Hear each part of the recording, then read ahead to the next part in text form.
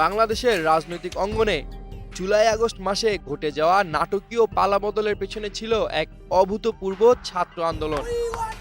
সেই আন্দোলনের সূচনা লগ্নেই গোপনে সমঝোতার পথে হাঁটলেও শেষ পর্যন্ত জনরোষের ঢেউ সামলাতে ব্যর্থ হন তৎকালীন প্রধানমন্ত্রী শেখ হাসিনা। জাতিসংঘের মানবাধিকার বিষয়ক হাই কমিশনারের দপ্তরের একটি তথ্য অনুসন্ধানী প্রতিবেদনে উঠে এসেছে বিস্ফোরক সব তথ্য। প্রতিবেদনে বলা হয়েছে 10 ও 11 জুলাইয়ের রাতে হাসিনা শীর্ষ গোয়েন্দা কর্মকর্তাদের সঙ্গে এক বৈঠকে শিক্ষার্থীদের সঙ্গে গোপন আলোচনার অনুমোদন দেন। আলোচনার জন্য নির্দিষ্ট কর্মকর্তাদের দায়িত্বও দেন তিনি। তবে দমন পীড়নের কারণে এই উদ্যোগ ফলপ্রসূ হয়নি। পরে 3 মন্ত্রীকে প্রকাশ্যে আলোচনার দায়িত্ব দেওয়া হলেও পরিস্থিতি আরও জটিল হয়ে ওঠে। 11 জুলাই ছাত্রলীগ সভাপতি সাদ্দাম হোসেন আন্দোলনকে রাজনৈতিকভাবে ব্যবহারের অভিযোগ তুলে হুঁশিয়ারি দেন। রাজপথ থেকে জন্ম নিয়েছে ছাত্রলীগ। একই দিন কুমিল্লা বিশ্ববিদ্যালয়, শাহবাগ, চট্টগ্রাম সহ বিভিন্ন এলাকায় পুলিশের সঙ্গে শিক্ষার্থীদের সংঘর্ষ হয়। বিক্ষোভকারীদের ছত্রভঙ্গ করতে পুলিশ টিয়ার গ্যাস ও লাঠিচার্জ করে। 14 জুলাই এক সংবাদ সম্মেলনে শেখ হাসিনা বলেন, মুক্তিযোদ্ধাদের নাতি নাতিনরা যদি কোটার সুবিধা না পায় তাহলে কি রাজাকারদের নাতি নাতিনরা পাবে? যে রাজাকার নাতিপুতিরা সবকিছু পাবে, মুক্তিযোদ্ধারা পাবে না। এই বক্তব্যে শিক্ষার্থীরা ক্ষুব্ধ হয়ে বিক্ষোভে ফেটে পড়ে। 16 জুলাই পুলিশের গুলিতে প্রাণহানির ঘটনায় উত্তেজনা আরও বাড়ে। 17 জুলাই জাতির উদ্দেশ্যে ভাষণে শেখ হাসিনা শান্ত থাকার আহ্বান জানালেও শিক্ষার্থীরা সরকারে আস্থা হারায়। 18 জুলাই থেকে সাধারণ মানুষও রাস্তায় নেমে আসে। আন্দোলনকারীরা রাস্তায় ব্যারিকেড দিলে পুলিশ রাইফেল, পিস্তল ও শটগান ব্যবহার করে। একই সঙ্গে জরুরি স্বাস্থ্য সেবা প্রদানেও বাধা দেওয়ার অভিযোগ ওঠে। 23 জুলাই পর্যন্ত দেশ জুড়ে ইন্টারনেট বন্ধ রাখা হয়।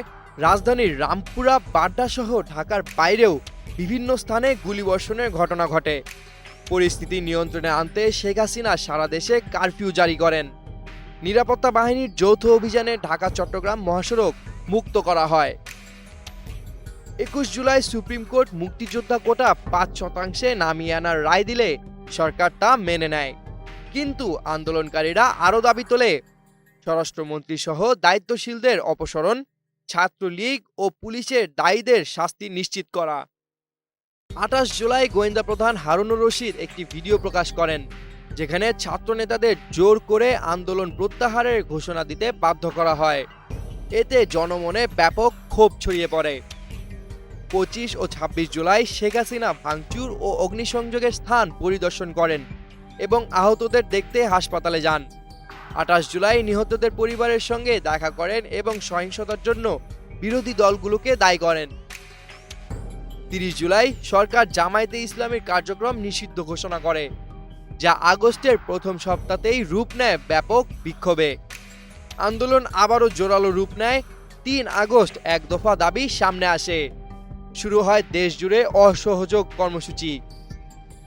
5 আগস্ট মার্চ টু ঢাকা কর্মসূচির পরিকল্পনা করে আন্দোলনকারীরা।